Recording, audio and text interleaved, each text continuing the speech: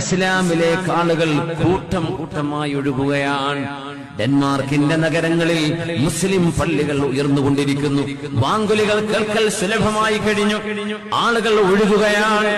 എന്തേ സംഭവിച്ചത്? ഒന്ന് ചവിട്ടി കൊല്ലാൻ നോക്കുമ്പോൾ 1000 ജീവനുമായി ഉയർത്തെഴുന്നേൽക്കുകയാണ്.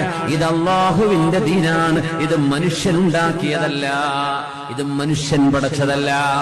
അതുകൊണ്ടാണ് അല്ലാഹുവിന്റെ ഈ ദീനിലേക്ക് യൂറോപ്യൻ നാടുകളിൽ നിന്ന്, അമേരിക്കക്കാരിൽ നിന്ന്, വെസ്റ്റേൺസിൽ നിന്ന് ഒരുപാട് ആളുകൾ പേരുമാറാതെ മുസ്ലിമായവരുണ്ട്, ഇസ്ലാം സ്വീകരിച്ചവർ. ഞാൻ അറിയുന്ന, എന്റെ വ്യക്തിബന്ധമുള്ള യൂറോപ്യൻസ് ഉണ്ട്, ഞാൻ അറിയുന്നവർ. പേരുമാറ്റിയില്ല. അവർ തറാവീഹിന് പോകുന്നുണ്ട്, നിസ്കരിക്കുന്നുണ്ട്, അവർ നോമ്പെടുക്കുന്നുണ്ട്, മുസ്ലിമീങ്ങളാണ്. പക്ഷെ അവരവരുടെ ബ്രിട്ടീഷ് പേര്, ആ ഒരു ഇംഗ്ലീഷ് ഐഡന്റിറ്റി കീപ്പ് ചെയ്യുന്നുണ്ട്. അൽഹംദുലില്ലാ. എന്നാലും അൽഹംദുലില്ലാ, അൽഹംദുലില്ലാ, ഇത് അല്ലാഹുവിന്റെ ദീനിന് അല്ലാഹു വെളിച്ചത്ത് കൊണ്ടുവരും എന്ന പ്രഖ്യാപനത്തിന്റെ പുലർച്ചയാണ്.